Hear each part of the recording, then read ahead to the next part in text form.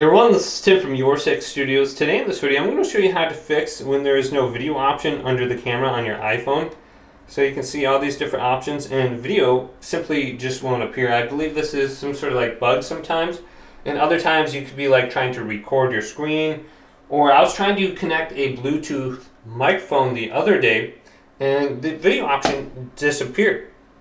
So the easiest way to pretty much get rid of that or just get back to normal is to restart your phone. It's very simple. So this is what I did. I just held down on the power button, then volume down, and then this opened up. I went to slide to power off, and I just restarted my phone.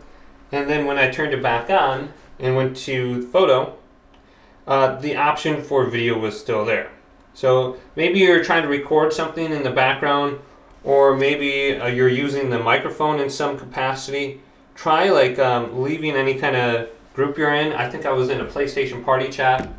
So just leave any kind of group you're in that is using the microphone or video recording and restart your phone, and you should be good to go.